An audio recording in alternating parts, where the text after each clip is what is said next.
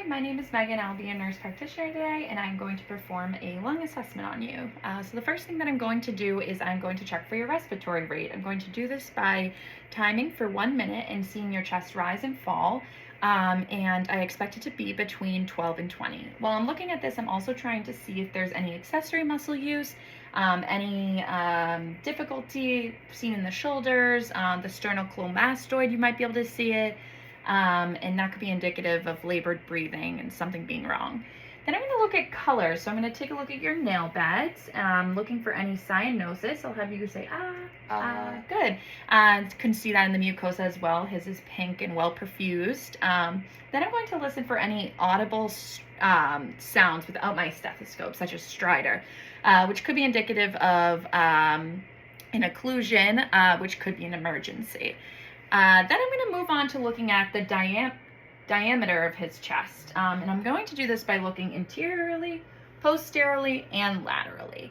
And I expect it to be about a 2-to-1 ratio. Someone with COPD may be more barrel chest, where it would be symmetrical all around, but his is regular.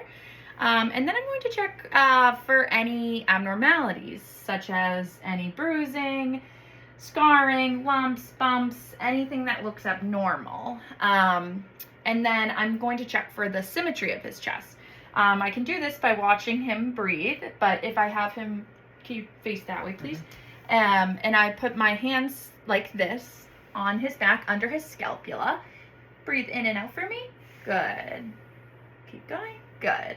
I can feel if both sides are symmetrically moving with each breath.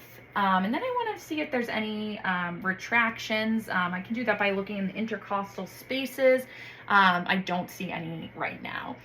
And I want to make sure that everything is rising and falling symmetrically. So now I'm going to move on to palpation. And I'm going to palpate the anterior and posterior of the chest. I'm going to kind of look for the second intercostal space and make my way down, down to all 12 ribs. And then I'll do the back as well. And while I'm doing this, I'm just trying to identify the spaces and check if I feel anything abnormal.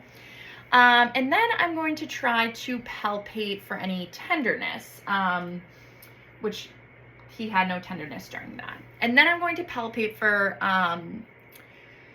tactile fremitus. So I'm going to do this by using this part of my hand, and I'm going to check front and back. And to do that, I'm going to have you say 99. 99. Good. 99. Good. And then I'll have you face that way. And go ahead again. 99. Yep. 99.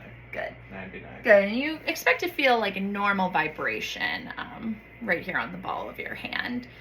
So now I'm going to move on to percussion, and I'm going to do this by using my left middle finger and my right index finger. And I'm going to move anteriorly and posteriorly, checking both sides to see if they're symmetric. And I'm trying to listen for resonance and dullness to see where the organs in the lungs are. And I can use this technique to identify where the diaphragm is.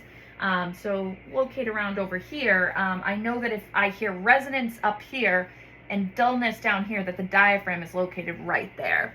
And then I'm going to move on to auscultation. And I'm going to go about this anteriorly and posteriorly. And I'm going to have the patient take some deep breaths, starting at the second intercostal space. Go again. Good. And going down and being sure to compare both sides. Good. And you do upper and lower lungs. And then I'll have you turn that way. And then same in the back.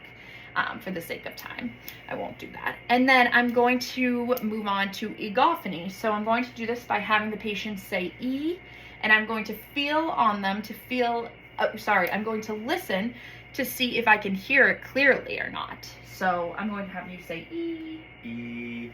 Keep going. E. Yep. E. Yep. E. Keep going. E. E. Good. E. And if it's too audible, that could be indicative of something wrong. So you expect it to be a bit muffled. Okay, and that is it. Thank you.